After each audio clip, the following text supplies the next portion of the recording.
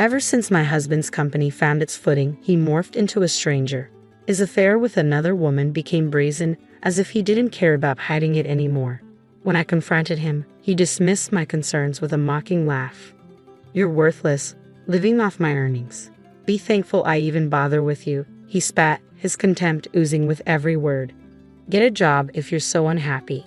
Defiant, I accepted his challenge. Landing a position at his family's company, I plotted my retaliation against Michael. I'm Karen, once content as a 34-year-old homemaker, while Michael, my 36-year-old husband, managed a printing business. Our romance sparked in the corridors of our workplace. He was in sales and I in illustrations. Our love story culminated in marriage when I was 26. Once we settled into our routine, he made the bold move of resigning from his job, proposing the idea of launching a new venture together. Uncertain, I sought counsel from our trusted business partner, Bob, with whom we shared past collaborations. Bob, a seasoned CEO known for his diverse business ventures and adeptness in advertising, readily lent his support. Bob backed our endeavor and even contributed funds. I recounted, "Karen's illustrations have always impressed me," Bob remarked, his praise leaving me humbled. With gratitude, we vowed to steer our company to triumph. Just the two of us, I affirmed to Bob as we embarked on our entrepreneurial journey. Initially, we grappled with the constraints of a cramped apartment. However, with the ascent of our company, we upgraded to a sleek high-rise condominium. It was then that my husband broached the idea of me focusing solely on homemaking. "I'll hire someone else for the illustrations. Eventually, I need your full support," he asserted, his words leaving me torn. Reluctantly, I confided in Bob, our steadfast investor. "I regret to inform you, but I must step away from illustration work," I disclosed to Bob. His empathy was palpable. "It pains me to think I won't have the pleasure of witnessing Karen's illustrations anymore. Yet if you ever decide to return to it, just say the word. I'll stand by you," Bob reassured me. "Thank you, truly," I expressed my gratitude. And thus, I embraced the role of homemaker to bolster my husband's aspirations. However, my passion for drawing persisted, finding solace in sharing my illustrations on Instagram. The unexpected warmth of response has become my clandestine delight. As my husband's business flourished, our lifestyle mirrored its success. His investments yielded opulent returns, evident in the acquisition of a new car and bespoke suits from prestigious labels. While I deemed these indulgences excessive, I recognized their significance in his role as the company's figurehead. Despite his demanding schedule, he remained steadfast in our tradition of sharing dinner at home. It was a solemn pact, a sanctuary carved out for just the two of us amidst the chaos. Over these meals, he divulged the company's forthcoming ventures, a privilege that filled me with contentment. Supporting his ambitions became my source of joy. I once believed our harmonious routine would endure indefinitely. Despite the company's continued prosperity, subtle shifts began to emerge in my husband's demeanor. Gone were the animated discussions about business during our dinners. "How's everything at the company?" I inquired, met with lukewarm responses. "Everything's fine," he'd mutter, his enthusiasm conspicuously absent. Persistently, I probed for more details, only to be met with terse rebuttals. "Don't pry, you wouldn't understand. You're always here. I shouldn't have to explain every little detail." His words pierced through me, a stark departure from the understanding and camaraderie we once shared. I attempted to rationalize his behavior as fatigue or stress, but that night, as he silently retreated to our room after dinner, I couldn't shake the feeling of unease settling in. This pattern persisted, with my husband increasingly opting for dinners away from home. Feeble justifications of social obligations or client meetings replaced our once sacred mealtime together. Despite my waiting patiently, delaying my own dinner, his absence grew routine, his excuses dwindling to nothingness. Confrontation only invited his wrath, a stark departure from the partner I once knew. I felt reduced to a mere servant in my own home, the weight of his indifference crushing me to tears. We once weathered the storms of entrepreneurship together, hand in hand. Now, I found myself relegated beneath even his employees, my sacrifices met with scorn rather than appreciation. My domestic duties weren't born out of a passion for homemaking. They were a testament to my unwavering commitment to his aspirations. Yet any semblance of gratitude had long since vanished from his eyes. In his absence, I find solace in my illustrations, a sanctuary where stress dissipates and creativity flourishes. With each stroke, my online following burgeons, their supportive comments a balm to my weary soul. Among them, a familiar name emerges, Bob's. Bob extends an offer to collaborate again. A glimmer of hope, I muse, buoyed by the prospect. Without this beacon, I might have succumbed to despair. As our shared dinners faded into memory, a palpable chasm widened between my husband and me. Suspicion crept in, fueled by the faint scent of perfume lingering on his abandoned suit jacket, a fragrance foreign to him.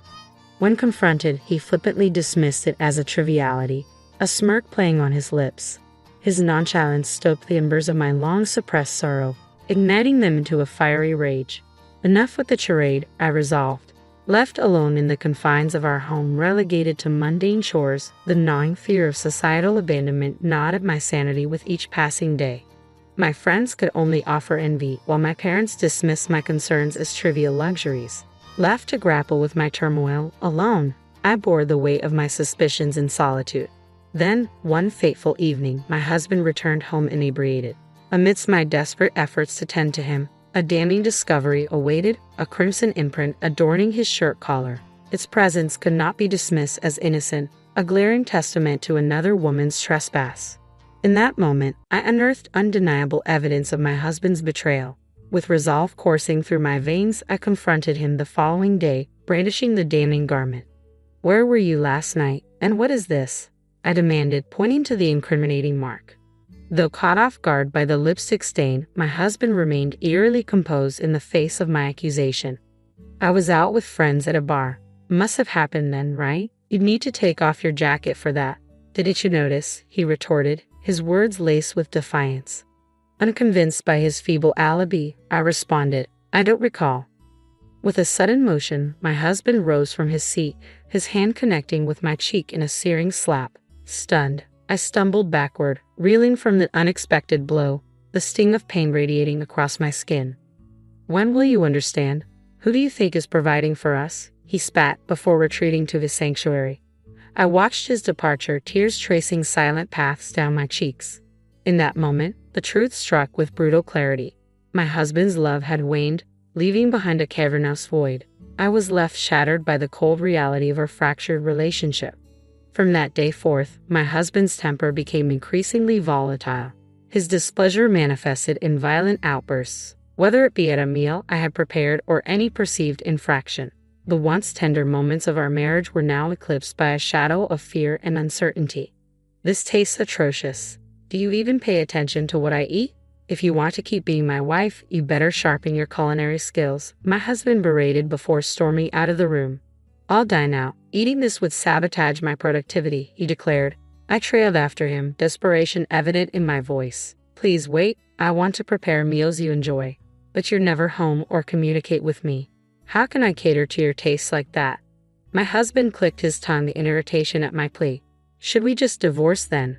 I'm fine with it. I can manage without you, but can you survive without me?" he sneered, his gaze piercing through me. "You're nothing but a leech, living off my earnings," he spat, his words a venomous assault. In that moment, a realization dawned upon me. This man was beyond redemption. The compassionate husband I once knew was a relic of the past. "Then I'll find a job," I declared. "What? What's gotten into you?" My husband's voice echoed with incredulity. "I'll strive for financial independence too," I affirmed. My husband erupted into laughter, doubling over. "Who would you consider hiring someone as powerless as you?" he taunted. Suppressing my rising fury, I maintained composure. Reacting with anger would only escalate the abuse. If I couldn't win through strength, I needed to strategize differently. "Fine, do as you wish, but don't neglect your household duties. With your meager earnings, I won't tolerate a neglected home," my husband dismissed, exiting our dwelling. Swiftly taking action, I enlisted the services of a detective to uncover evidence of my husband's infidelity. The findings were damning, a trove of incriminating photographs capturing my husband's dalliances with extravagantly dressed women, reveling in drinks and discreet hotel entrances. It was a mosaic of betrayal, with not just one, but several women ensnared in his web of deceit. Yet as I surveyed the evidence and listened to the detective's report, a peculiar calm washed over me. There was no rage, no sorrow, only a pragmatic acknowledgement of the situation. The ostentatious behavior that had once irked me now served as a conduit for undeniable proof. 1 week later, adorned in my finest attire, I ascended to a restaurant atop a luxurious hotel. Despite my efforts, I felt out of place amidst the opulent clientele. With a hesitant step, I approached the reserved table where Bob awaited. My apologies for the delay, I offered, but Bob's warm smile assuaged my apprehension as he motioned for me to take a seat. Karen, no need for apologies. I've been eagerly anticipating our meeting. Your presence is worth the wait, Bob reassured, casting aside any notion of inconvenience. Bob had played a pivotal role in our journey to independence, generously backing us financially when my husband and I decided to venture out on our own. Now, he held a prominent position as the president of my husband's parent company. I'm immensely grateful for your unwavering support during our leap to independence. Your confidence in us meant the world. I expressed my gratitude. Bob chuckled warmly. It was a no-brainer for me. After all, our history together made it an easy decision, he replied. It's evident the company is thriving under your guidance, I observed. A hint of seriousness crossed Bob's features at my remark. Yes, it's progressing well, but today our focus is on your acceptance of my invitation, correct? He redirected, his smile returning to reassure me. Yes, indeed, I affirmed, straightening in my seat and extending a warm greeting. Reflecting on our past interactions, I recalled Bob's genuine admiration for my illustrations. He had been instrumental in providing funding for our venture into independence, recognizing the value I brought to the table. Moreover, he had been the lone voice cautioning against the path of becoming a homemaker. Though we had lost touch, Bob's reemergence in my life through social media rekindled our connection, leading to regular exchanges via email and text messages. You always had a keen understanding of my illustrations, didn't you? I remarked. I've been a fan of your work for quite some time. I'm thrilled you never gave up on illustrating. Your decision to reach out to me caught me off guard, though, Bob confessed. Bob had extended offers for me to join his team as an illustrator on multiple occasions, but my domestic responsibilities had always stood in the way. However, after much contemplation, I had recently made the decision to accept his proposal. In a recent conversation with my husband, Bob had seemed hesitant yet determined, and now, as he locked eyes with me, a sense of anticipation hung in the air. Bob's words hit me like a bolt from the blue. Michael's company has garnered quite a negative reputation, he divulged. What? That's surprising. Michael always spoke so highly of his job. I never imagined this, I mused, taken aback by the revelation. I've been closely involved for a while now. But as the company expanded, the quality of their work took a nosedive. Missed deadlines, errors, and he seems oblivious to it all. Bob lamented. Is this reputation widespread? I inquired, a knot forming in my stomach. The company's rapid growth initially attracted positive attention. However, it's now under scrutiny for all the wrong reasons. There are even whispers of unsavory affiliations, Bob disclosed, his tone tinged with concern. I had no idea. I've been so out of touch with Michael's professional life, I realized, a pang of unease settling in. To lighten the mood, Bob chimed in cheerfully, You'll be creating illustrations for us from now on. No need to outsource anymore. It's a significant asset for our company. I appreciate your understanding and flexibility regarding my family commitments. I express my gratitude. No worries at all. We believe in maintaining a healthy work-life balance for our employees, Bob reassured with a smile. And so, I embarked on my journey working for Bob. With my sole focus on illustration tasks, there was no need for me to commute to the office. Bob graciously granted me the opportunity to work remotely, allowing me to seamlessly juggle my household responsibilities. The sheer joy of creating art, once confined to a hobby, now bloomed into a fulfilling profession. However, amidst the satisfaction of my work, I couldn't shake the longing to have more control over my time, to pursue my passion without constraints imposed by domestic duties and supporting my husband. With my newfound income, I believed I could sustain myself independently. However, as I diligently worked, one day, the abrupt sound of the door slamming jolted me from my concentration. Rushing to the hallway, I was met with my husband's furious gaze. "You traitor," he seethed. Confusion clouded my mind as I struggled to comprehend his sudden outburst. "To think my own wife would snatch away my job," he spat. In that moment, realization dawned upon me. My husband's ire stemmed from my collaboration with Bob. which had opened doors to additional contracts with companies affiliated with his own. This was my retaliation, my way of reclaiming power from the one who had belittled me. But irony must have been galling for him, to have his livelihood threatened by the very person he had scorned. You have no authority to dictate my actions. I'm simply carrying out my duties with your explicit consent, I asserted, holding my ground as my husband's anger simmered. If you feel compelled, go ahead and strike me. I won't hesitate to involve the authorities, I declared, unyielding in the face of his aggression. My company's downfall is on your hands. What exactly are you trying to achieve? He accused, his frustration palpable. This has nothing to do with me, I rebutted, resolute in my stance. Retrieving the divorce papers from the adjoining room, I handed them to my husband with a steady hand. We're no longer bound by matrimony. Let's not prolong this any further, I stated firmly, severing the ties that bound us together. You're divorcing me over my company's struggles. You're just after my money, aren't you? I retorted, stung by his accusation. I could have ended this marriage whenever I please, but I chose to wait. Now that I'm successful and earning, suddenly it's convenient for you to walk away. Wait a moment. Let's discuss the future of the company first before we rush into divorce. We founded it together, remember? You're the one who ousted me from that company, my husband interjected, a hint of desperation creeping into his voice. I severed all ties with that company, and I intend to seek proper compensation, I asserted firmly, unyielding in my resolve. Michael's frustration was evident, his agitation palpable as he gnawed on his lip in vexation.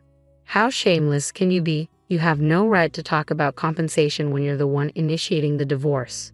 Do you even realize how many times you've hurt me and your affairs? I had undeniable proof, I retorted, brandishing the incriminating photographs.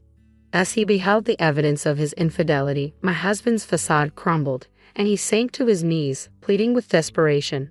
Please, I beg of you. The company's on the brink of collapse. I can't handle the added burden of compensation or a divorce. I need your support now more than ever. Everyone has abandoned me the moment they caught wind of our troubles. You're the only one left, he implored, his voice quivering with raw vulnerability. I dismissed his desperate plea as utterly futile. Gathering only my essentials and work materials, I departed from the house without a backward glance.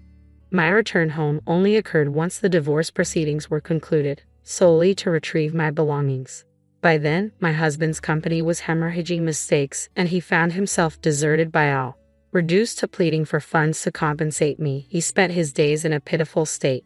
In stark contrast, I embraced solitude, forging a livelihood through my beloved craft of illustration. With each stroke of the pen, I accumulated wealth, all while upholding my integrity, a stark contrast to my ex-husband's downfall. Having made the decision to marry my boyfriend Ethan and paying a visit to his family's abode for introductions on the appointed day, I encountered a startling rejection from all his kin. Their chilling words echoed, "Never reach out to us again. Your voice is unwelcome."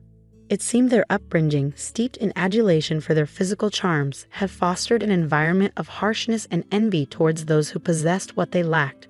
Regrettably, I found myself the unwitting target of their jealousy, with even my father-in-law and brother-in-law silently aligning with their rejection. Yet, several months passed, I had the sweet satisfaction of orchestrating a masterful revenge upon these four. My name is Amy, age 27, now basking in serene and joyful days encircled by love for my husband, our cherubic child, and my own parents. The genesis of this newfound contentment traces back 3 years, when I was just 24. It all began with Ethan, my former colleague turned beau, who proposed to me. Bonding over our shared love for cinema, our friendship blossomed into romance through countless movie dates on our days off. Ethan's gentle demeanor and universal amiability endeared him to many at work. Averse to conflict, he possessed a forgiving nature that endeared him to all.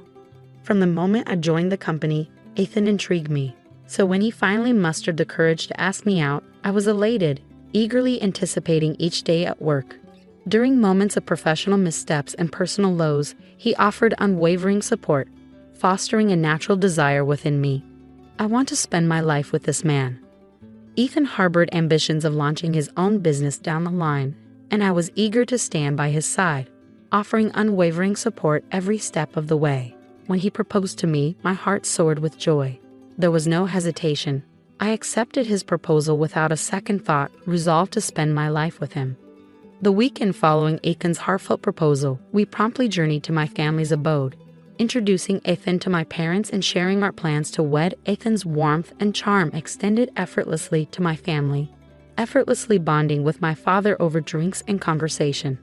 My parents, enchanted by Ethan's demeanor, readily embraced our union, reveling in our shared happiness. Witnessing Ethan effortlessly blend into my family dynamic, I couldn't help but feel blessed to have him in my life. As the weekend waned, our sights turned to meeting Ethan's family. While I realized I hadn't gleaned much about them from Ethan, I brushed aside any concerns, presuming his independence might have led to infrequent contact with his parents.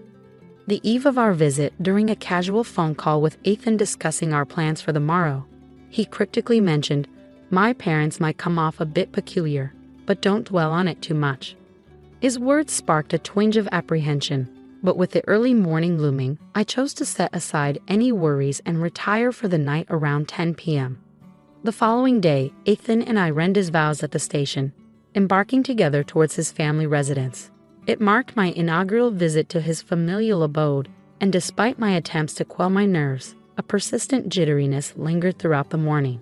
Walking alongside Ethan, his words seemed to blur amidst the frantic thudding of my heart. Before us loomed a majestic mansion, reminiscent of a fairy tale castle.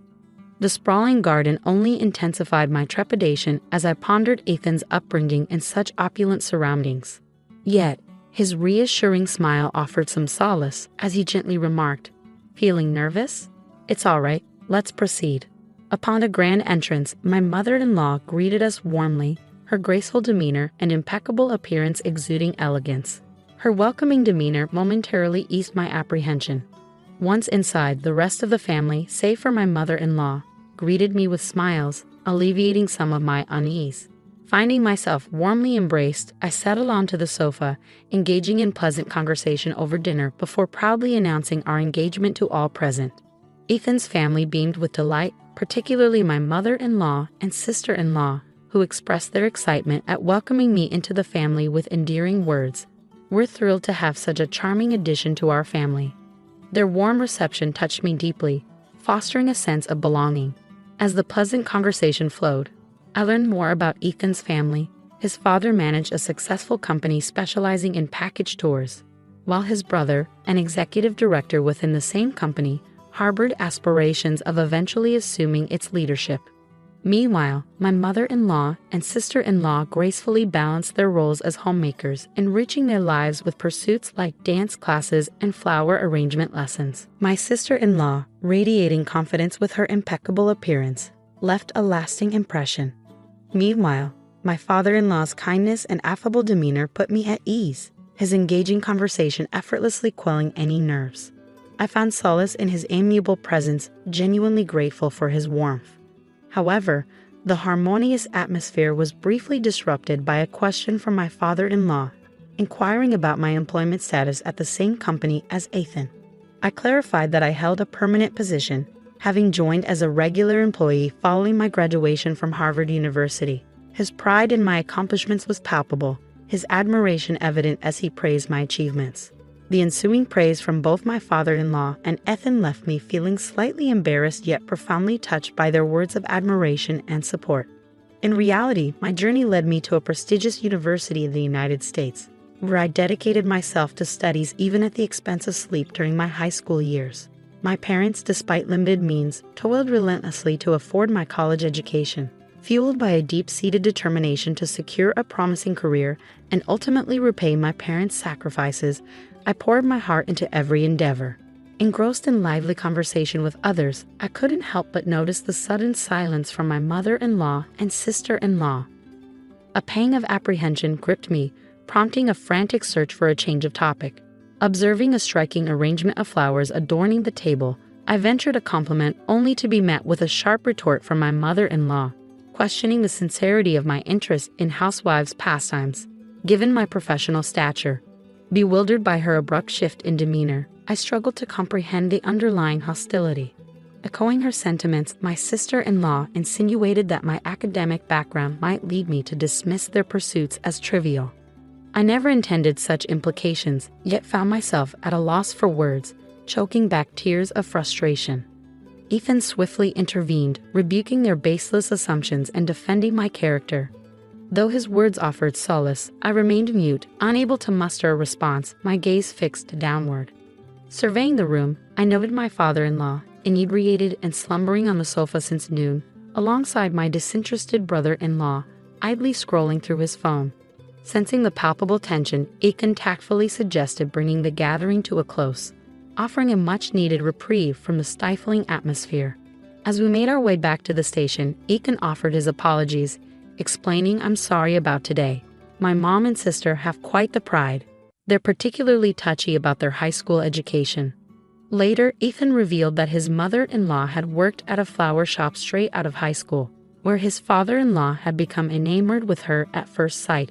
A captivating beauty, she drew numerous customers to the shop daily. Through persistent pursuit, his father-in-law won her affections, and they eventually married, with him still seemingly wrapped around her finger to this day.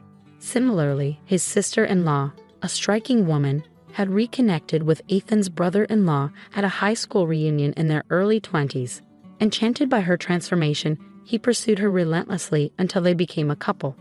Like his father-in-law, Ethan's brother-in-law appeared to acquiesce to his wife's wishes without question.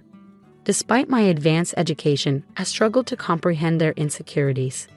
They were both beautiful women with devoted husbands who adored and protected them. Yet, I couldn't shake off a lingering sense of unease, questioning whether marriage would truly be as harmonious as I had envisioned. Nonetheless, with the family's blessings secured, we forged ahead with wedding plans, hoping that open communication would bridge any divides. "Rest assured, Amy, I'll always stand by your side," Ethan reassured me, instilling a sense of optimism within me. After months of meticulous planning, the day before our wedding arrived, only to be disrupted by an unexpected phone call from Ethan's mother. As Ethan's voice rose in disbelief, I listened in shock to his revelation that his parents had suddenly decided not to attend the wedding due to a forgotten trip they had booked for the same day. Stunned and bewildered by this unforeseen turn of events, we attempted to reach them for an explanation to no avail, met only by the incessant ringing of unanswered calls. Perplexed by the abrupt turn of events, we hastened to Ethan's parents' house, only to find it dark and deserted, indicating their absence. I voiced my concerns to Ethan, recalling the tense atmosphere during my previous visit, questioning if I had inadvertently offended his mother and sister. Ethan attributed their demeanor to their prideful nature, acknowledging that highly intelligent individuals often bore stubborn tendencies, but he remained uncertain of any specific grievances they held. Puzzled by his father's absence as well, Ethan explained that both his father and brother-in-law were inclined to defer to their wives, likely aligning with them to avoid discord. His distress was palpable, leaving me at a loss for words. Ultimately, our attempts to contact Ethan's family proved futile, compelling us to proceed with the wedding sans their presence. We were left bewildered by the unfolding events, questioning the reasons behind their absence. Even if they genuinely forgot about their trip, I struggled to comprehend why they would prioritize it over their son's wedding. Upon learning of Ethan's family's absence, my own parents expressed understanding, though their expressions betrayed a hint of complexity, burdening me with a sense of guilt for causing them distress on what should have been a joyous occasion. During the reception, murmurs circulated among our guests, questioning the absence of Ethan's parents. Even our boss, who graciously offered a toast, inquired about their whereabouts, leaving us grappling for an appropriate response. Faced with the dilemma of revealing the truth, we opted to deflect inquiries by attributing their absence to illness. What was meant to be a day of celebration turned into one fraught with mental exhaustion. Days later, when Ethan and I visited his parents to relay the events of the ceremony, his mother's nonchalant demeanor and lack of remorse stung deeply. Suppressing my sadness to maintain familial harmony, I responded with a strained smile, concealing the hurt that lingered within. Ethan's voice cut through the tension like a knife, his words echoing with a mixture of disbelief and frustration. "Canceling the day before the wedding, with all our relatives absent, is that even acceptable? If you had no intention of attending, you shouldn't have accepted the invitation in the first place." His sister-in-law's response only added fuel to the fire. I would have attended if Amy wasn't the bride, she declared coldly, leaving me utterly bewildered, my head spinning with confusion. Before I could make sense of her words, Ethan's mother-in-law launched her own accusation, attempting to deflect blame onto me. Don't lay all the blame on us. I wanted to witness my son's special day, but Amy ruined it. I'm a victim here too. I demand an apology. Ethan, sensing my shock, rallied to my defense. How can you blame Amy? She's done nothing wrong, he retorted, his voice tinged with incredulity. But the silence of Ethan's father-in-law, until now, was ominous. When he finally spoke, it was with a venomous intensity that sent shivers down my spine. Enough is enough. How dare you barge in here on our day off to complain? Is that all you came for? Get out. His words were like a slap in the face, and before we could even process what was happening, we found ourselves forcibly ejected from their home. As I hastily slipped on my shoes at the entrance, my mind reeled with shock and disbelief, struggling to comprehend the sudden turn of events. A sharp sting on the sole of my foot jolted me into a panic. Ouch! I exclaimed, lifting my foot to find a caterpillar wriggling inside my shoe. Recoiling with disgust, I hastily kicked off my shoe and fled outside, releasing the creature into the open air. As I stood, one shoe on, catching my breath, I noticed my mother-in-law and sister-in-law watching, their laughter laced with a malicious edge. Are you all right? They asked, their concern ringing hollow. Eager to escape the uncomfortable situation, I mumbled an apology and made a swift exit, only to be halted by my mother-in-law's unexpected words. Amy, please refrain from involving yourself in our affairs except for weddings and funerals, she said, her tone final as she shut the door, leaving me bewildered and hurt. What had I done to deserve such treatment? All I wanted was to foster a positive relationship with Ethan's family. On the journey home, Ethan showered me with apologies, assuring me that I needn't endure any further interactions with his family. Despite his efforts to console me, I couldn't shake the feeling of guilt and confusion. The revelation that my presence had caused such disdain from his mother-in-law and sister-in-law weighed heavily on my mind, leaving me questioning my worth. The next day brought a new wave of distress as my entire body erupted in intense itching. Rushing to the mirror, I was greeted with the sight of fiery red swelling covering my skin. A visit to the dermatologist revealed that the cause was caterpillar stings from the previous day. The itching was unbearable, robbing me of sleep for weeks on end. Recalling an unsettling incident at Ethan's house, where I had noticed my brother-in-law tampering with my shoes at the front door, I couldn't shake the feeling of distrust towards my in-laws. And just when I thought things couldn't get worse, Ethan fell ill and was hospitalized with stomach pains, diagnosed with a suspected gastric ulcer. Worried sick, I insisted he take time off work and accompanied him to the hospital for further tests, grappling with the mounting challenges that seemed to plague us relentlessly. I hesitated, recalling the blunt instruction to only reach out in the event of a wedding or funeral. Yet, I couldn't bring myself to keep Ethan's hospitalization a secret from his parents. Gathering my courage, I dialed their number, my hand trembling as the phone rang, nerves twisting my stomach into knots. The mere sound of my mother-in-law's voice filled me with a profound sense of dislike, a testament to the strained relationship that had developed between us. Hello, she answered. It's Amy. I apologize for not keeping in touch. There's something I need to tell you, I began tentatively. Ethan has been hospitalized. They suspect it might be a gastric ulcer, so he's undergoing tests, I explained, hoping for a shred of concern or empathy. A gastric ulcer, huh? Probably from overworking, she dismissed callously. Please spare me from such trivial matters. I'm busy, she added, brushing off Ethan's health concerns with callous indifference. Trivial? Don't you care about Ethan? I retorted, my frustration bubbling over. I won't bother you anymore. I'll call Ethan directly, I concluded, my voice thick with disappointment. Before I could hang up, my brother-in-law abruptly took the phone.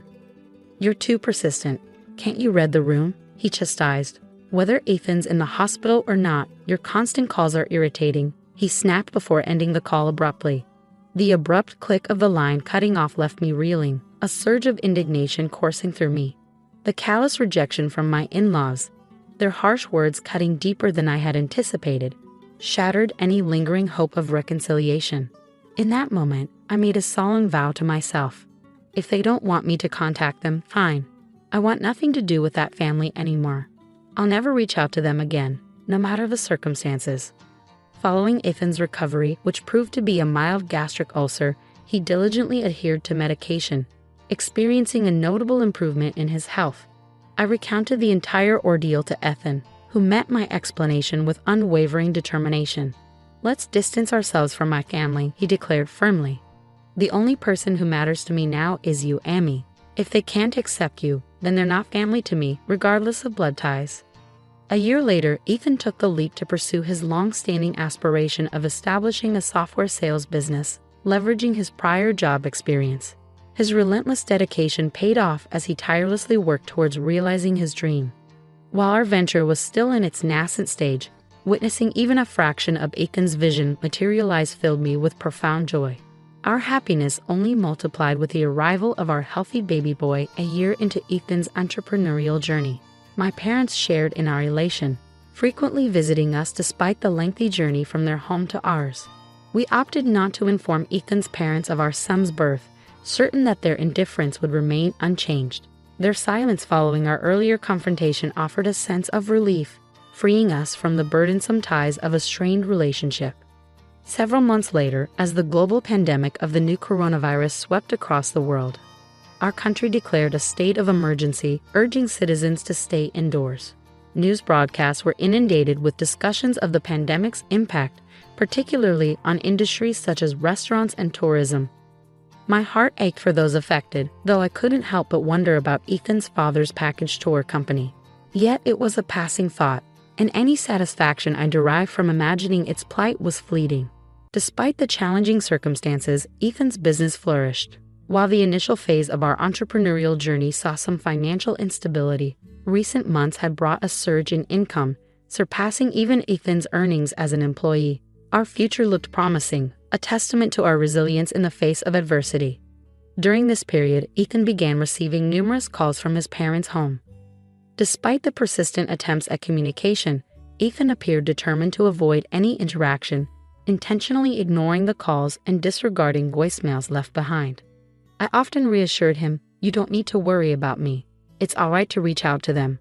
While I held a deep-seated disdain for his family, I couldn't shake the guilt of causing Ethan to sever ties with his own parents. Yet Ethan remained resolute in his stance, affirming, "Amy is my top priority, not my parents. If they can't accept you, regardless of their parental status, I can't hold them in high regard." I felt a mix of remorse and admiration for Ethan's unwavering loyalty. Despite Ethan's steadfast avoidance, the persistence of his parents was relentless. Daily calls went unanswered, and then one day, a letter arrived from his family home, bearing a startling message. "Our business is teetering on the edge of bankruptcy, and urgent financial discussions are necessary," it read. Their audacity was staggering, considering the estranged relationship they had imposed. We refused to entertain their demands, opting instead to let them face the consequences of their actions. "Let them face the repercussions of their decisions," I remarked. Soon enough, my own phone began to ring incessantly. Occupied with work, I couldn't attend the calls, but a voicemail left a clear indication of Ethan's continued avoidance. It seemed they had resorted to contacting me despite my explicit instructions to the contrary. Reluctantly, I listened to the message left on my voicemail, which simply stated, "Is this Amy's number? If Ethan persists in his silence, I'll visit in person. Let him know." 2 days following the voicemail, Ethan and I found ourselves enjoying a rare day off together at home. Just as we settled in after lunch, the doorbell chimed, signaling an unexpected visitor. Peering through the monitor, I was met with the sight of my 4 in-laws standing at the doorstep. Surprised, I looked at Ethan, who let out a weary sigh. "We could just ignore them. They'll eventually give up," he suggested. However, I couldn't shake the sense of pity. "They've come all this way. It wouldn't hurt to let them in," I countered. After a brief moment of contemplation, Ethan relented, unlocking the door to face whatever awaited us on the other side. Pitiful. Never would I entertain such thoughts about our cunning in-laws. I resolved silently, deliberately withholding the voicemail's revelation from Ethan. Everything was orchestrated to draw them into our home. My faint surprise at their arrival was a well-rehearsed act. I knew their persistence would eventually lead them to our doorstep. There was a method to my apparent madness. The true retaliation had yet to unfold, and it was time for a showdown. as the entire in-law clan stood at our front door, marching in without restraint upon entry. I couldn't help but express my exasperation. Is it really that difficult to just open a door? It's simply uncouth, I remarked with thinly veiled frustration. Observing our son engrossed in play with his toys on the floor, Ethan's mother couldn't resist a remark. "Whose child is this?" she inquired. "He's our son," I replied matter-of-factly. "Ah, I recall now. Since you insisted we cease contact, I saw no need to inform you of his arrival." "Clearly, your interest is lacking," she retorted dismissively. Her contemptuous gaze met mine, and she muttered disparagingly under her breath. I found myself relishing a moment and turned to address Ethan's father. "What brings you here today?" A courtesy call would have been appreciated, I stated, my tone tinged with sarcasm. Ethan's father bristled at my remark. "Didn't you receive the letter?" he retorted sharply. "You mean the one that arrived 2 days ago?" I countered, noting the frustration in his tone. "If you had bothered to read it, you'd know we required urgent communication," he snapped back, his anger palpable. Swiftly, I retorted, "You made it clear you wanted nothing to do with us anymore, so I assumed contacting you was unnecessary." Suppressing a grin as I faced the stern quartet, I noticed Ethan, my husband, remaining silent, allowing me to speak my mind freely. It was characteristic of him to gauge the situation adeptly. It seemed unfathomable that he was raised by parents lacking such basic sensibilities. Abruptly, my father-in-law's demeanor shifted, transitioning to a pleading tone. "Please apologize for the past. The ongoing COVID situation has devastated our travel business. With cancellations piling up and no new bookings in sight, we're facing ruin. Can't you assist me with some financial aid?" In response, I maintained, "While I empathize with your predicament, I cannot readily aid someone who previously disavowed any connection with me. However, genuine displays of sincerity might sway my decision." Outraged, my father-in-law attempted intimidation, his expression contorted in fury. Unfazed, I resolved to handle the situation on my terms. "You're free to leave if you don't agree," I declared calmly. As my father-in-law persisted in pleading, beseeching me for assistance, I remained resolute. Eventually, he implored the others to apologize, leading to a collective plea from the entire group. In response, I politely declined their appeals, maintaining my composure. Enraged, my father-in-law slammed his hand on the table, his anger palpable as he grabbed my collar, accusing me of arrogance amid his attempts at reconciliation. Taken aback by his sudden aggression, I was about to intervene when Ethan stepped in, asserting, "Dad, don't lay a hand on Amy." My father-in-law retorted, "You're choosing your wife over your parents' plea." Ethan remained firm, stating, "Amy is my priority. I can't condone mistreatment towards her, even from my own parents. I won't accept superficial apologies just for money. If you can't sincerely apologize to Amy, then leave." Enraged by Ethan's stance, my father-in-law lashed out, landing a punch squarely on Ethan's face. Shocked and struggling to comprehend the violence unfolding, I attempted to reason with my father-in-law. But he was beyond reason, relentlessly kicking Ethan as he lay on the ground. Desperate to intervene, I tried to restrain my father-in-law, but he shrugged me off, causing me to collide with the table, resulting in a painful impact to my head. As I touched the back of my head, I felt the warmth of blood trickling down my fingers. The other 3 family members, frozen in shock, watched as my father-in-law continued his rampage, demanding money and ransacking the room. In a moment of desperation, I opened the balcony window and cried out for help to the passersby below, screaming that I was in danger. Within minutes, the police arrived. Upon their arrival, my father-in-law swiftly changed his demeanor, feigning innocence and dismissing the chaos as a misunderstanding. He attempted to paint me as intoxicated and delusional, trying to downplay his violent outburst with a disarming smile. I recounted to the officer, "Please apprehend this man. He assaulted both my husband and me, and he's been ransacking our home, demanding money." In response, my father-in-law vehemently denied the accusations and, with a burst of anger, punched a hole in the wall. Without hesitation, the officers arrested him on the spot. Subsequently, the other 3 family members were also taken in for questioning. It became apparent that my father-in-law would spend some time in jail. Thankfully, Ethan only sustained a minor injury, a cut and bruise on his cheek that healed quickly. However, the wound on the back of my head required 10 stitches, turning out to be more serious than initially thought. While I feel a pang of guilt for Ethan's injury, a sense of relief washes over me knowing that my in-laws have ceased their demands for money, possibly reflecting on their actions. As I later discover, my father-in-law initially spoke highly of me, but my mother-in-law and sister-in-law's jealousy led them to manipulate him and my brother-in-law into treating me poorly. It's astounding how envy can alter one's behavior so drastically, leading to unforeseen consequences. It serves as a sobering reminder of the unpredictable nature of human emotions and the potential repercussions that follow. As anticipated, my in-laws faced financial ruin, their business collapsed, and their home was repossessed. Now, they reside in a modest apartment, both nearing their 70s and struggling to secure employment. My brother-in-law, once privileged by his father's position, now languishes in a cycle of gambling at the casino, nearing 50 with no marketable skills. Meanwhile, my sister-in-law's attempts at job hunting are thwarted by her demanding demeanor, leaving her confined to their home. Following that turbulent incident, my father retired, prompting a decision for my parents and us to cohabit. Surprisingly, it was Ethan who proposed this arrangement out of concern for my parents' well-being in their twilight years. With my return to work, my parents graciously care for our son during the day, providing me with a sense of security in juggling childcare and my career. Surrounded by my beloved husband, caring parents, and our cherished son, life couldn't be more fulfilling. I am determined never to take this happiness for granted and to always remain grateful for the blessings bestowed upon us.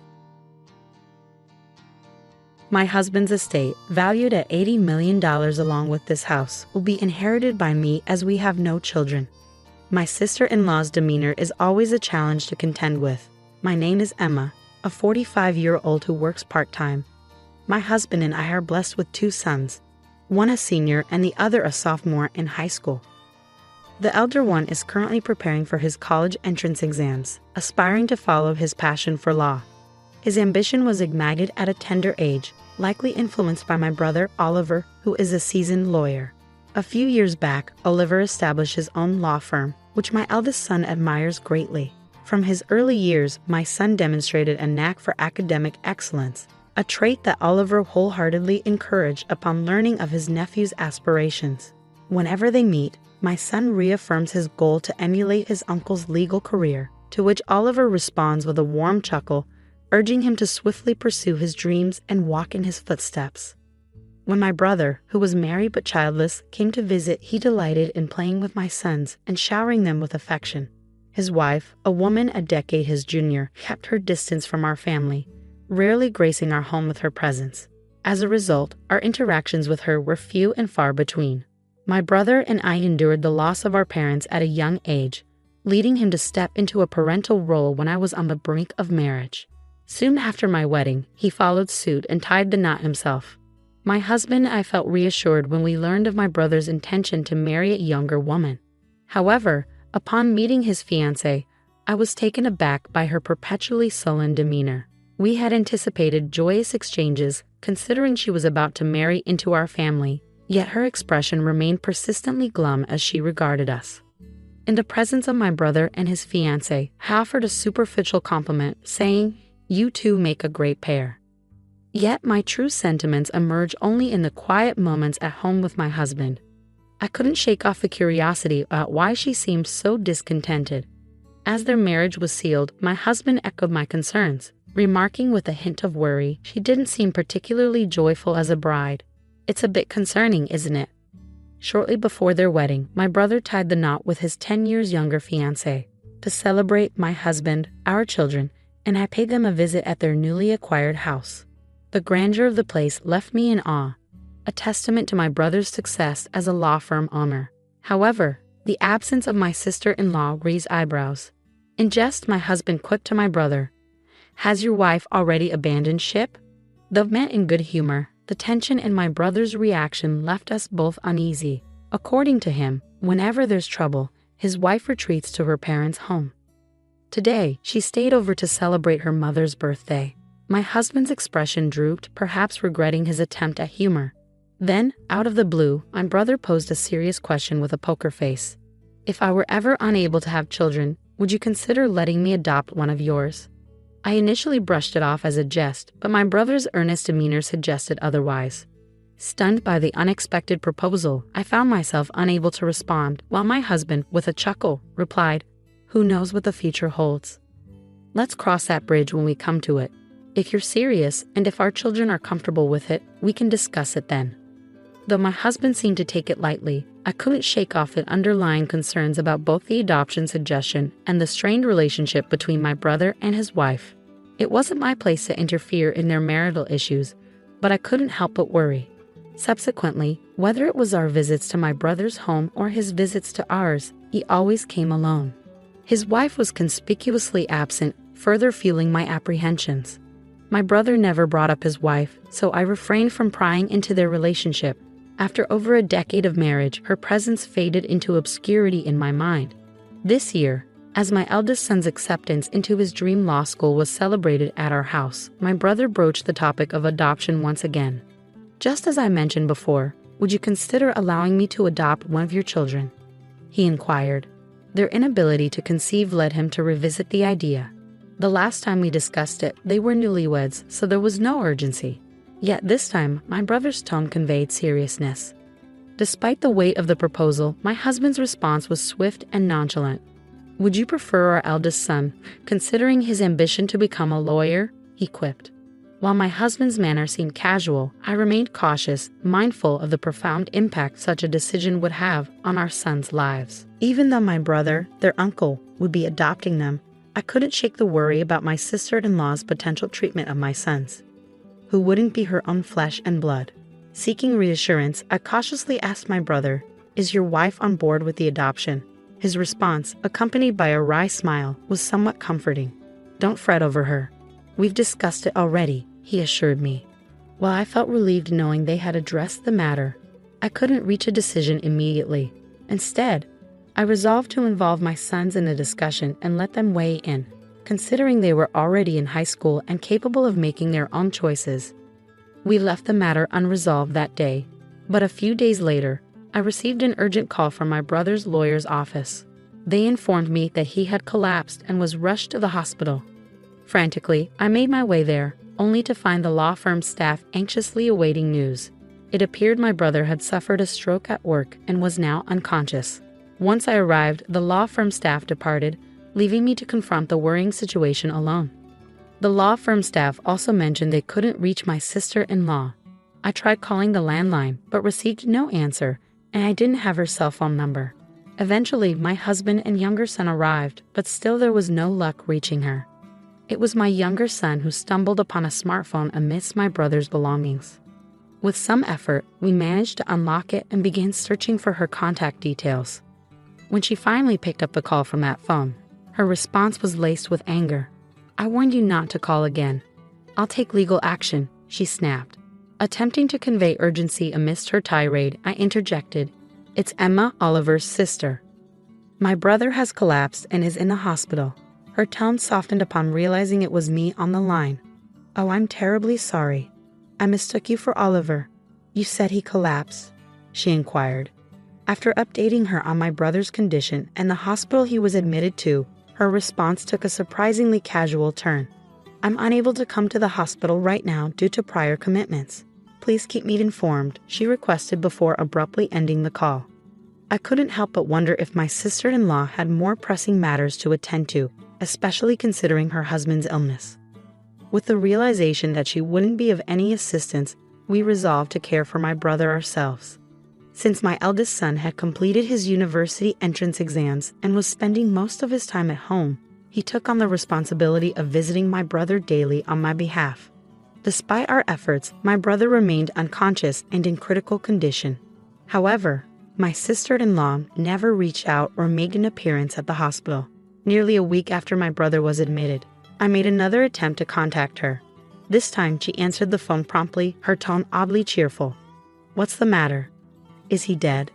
she exclaimed, lacking any semblance of empathy. Struggling to contain my anger, I responded calmly, "He's still alive. Why haven't you visited him at the hospital?" Her response, dripping with indifference, only fueled my frustration. "I'm neither a doctor nor a miracle worker. There's nothing I can do for his recovery," she retorted dismissively. Her callous demeanor pushed me over the edge and I hung up the phone, unable to suppress my growing rage. Suspicions began to brew within me regarding my brother's motives for wanting to adopt one of my sons. It dawned on me that perhaps he had resigned himself to the idea of not having children with his wife, indicating possible discord in their marriage. Curiosity led me to inquire about how they met after their marriage was finalized, to which my brother revealed they had been introduced through a marriage counseling agency. The revelation stirred a mix of emotions within me, especially the notion that my sister-in-law may have married my brother solely for the security of his profession as a lawyer and the promise of a comfortable life. This thought fueled my indignation further, but when I confided in my husband, his response cut deeper. If Oliver were to pass away in his current state, his wife would inherit the entire estate given their lack of children, he remarked callously.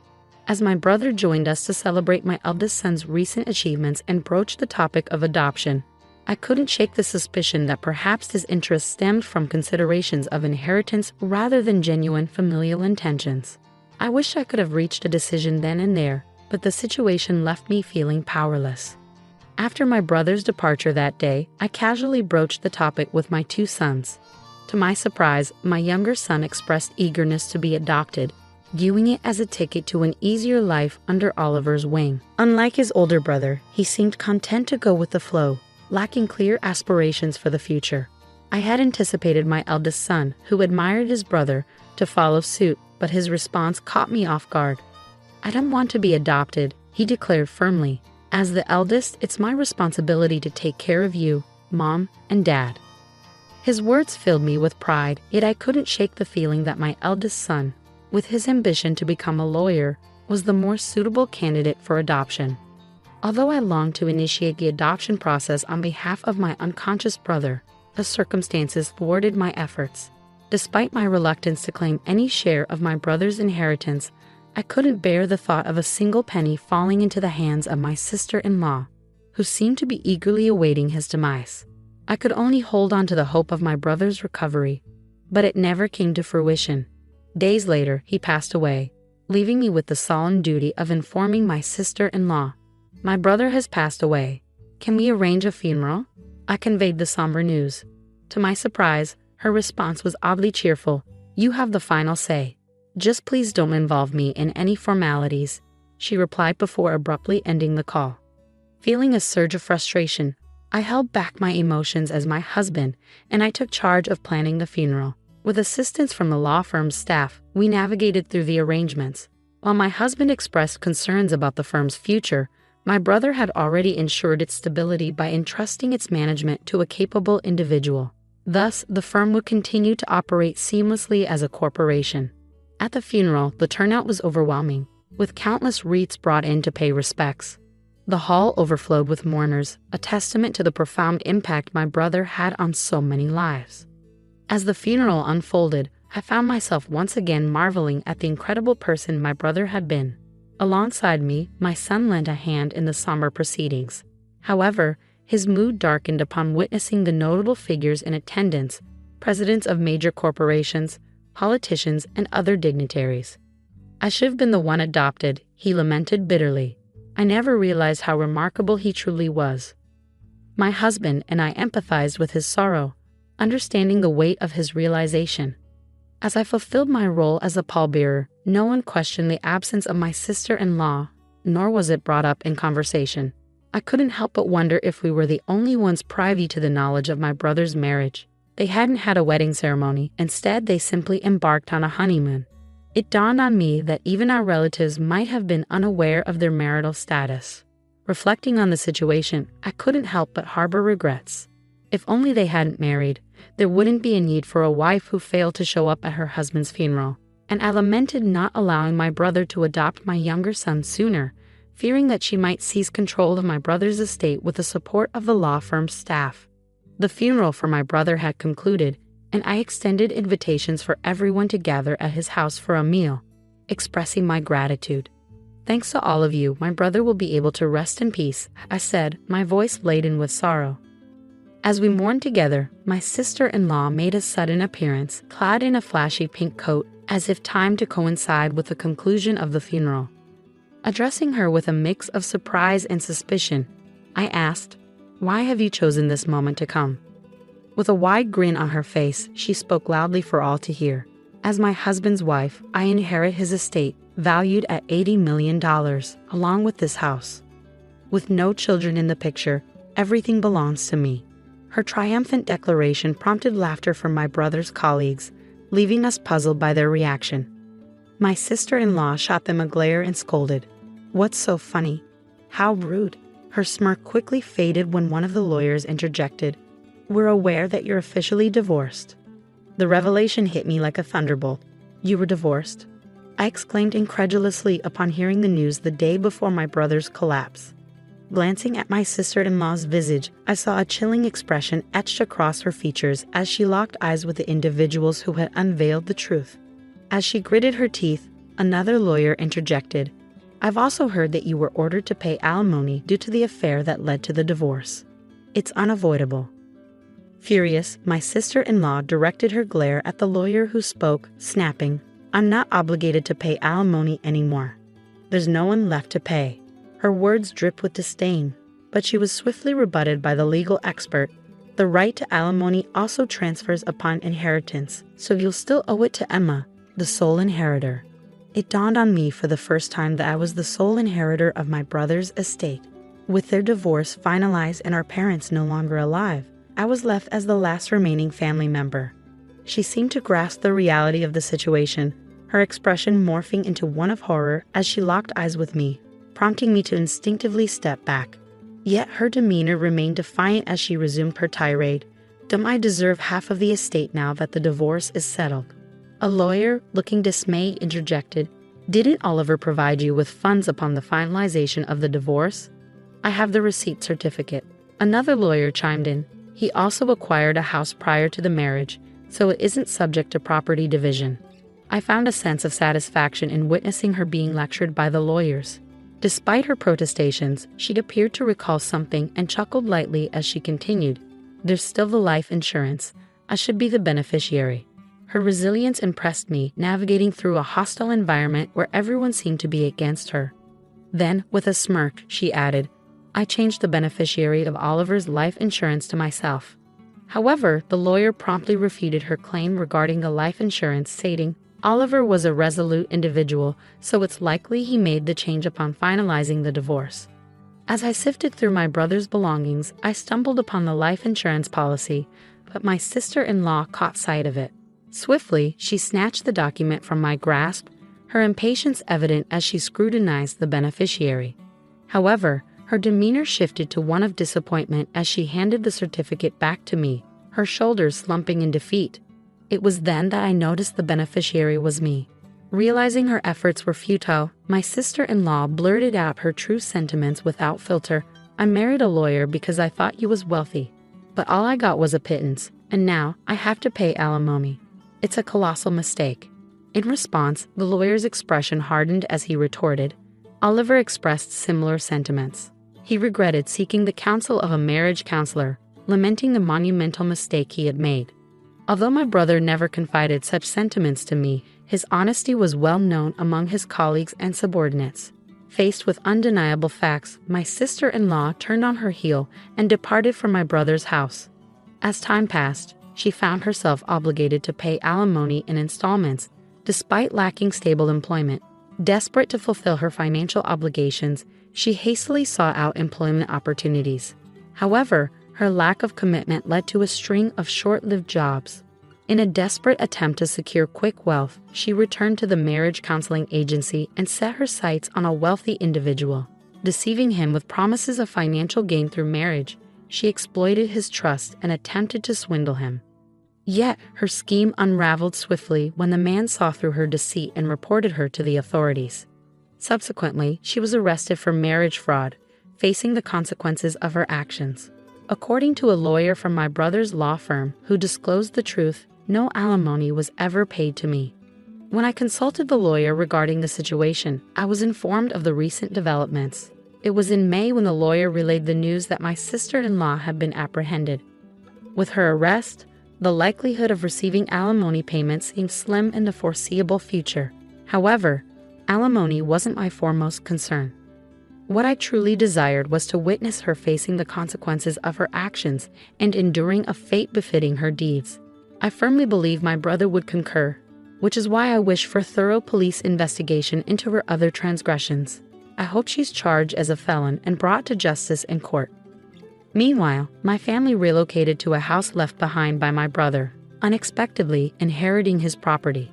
My husband and sons were overjoyed at the prospect of moving into a spacious house, a stark contrast to our previous cramped apartment. Amidst the excitement, my eldest son, fueled by newfound determination, immersed himself in his law studies. Observing the interactions between his brother's colleagues and subordinates, he felt a strong yearning to pursue a career in law. Though never formally adopted by my brother, I hold on to the hope that he will carry forth my brother's legacy and excel as a lawyer, just as he aspired to be. However, my younger son harbored a sense of disappointment upon learning that I had inherited my brother's entire estate. "I wish I had been adopted by uncle so I could have inherited everything," he confessed candidly. Despite his words carrying a hint of jest, his smile betrayed a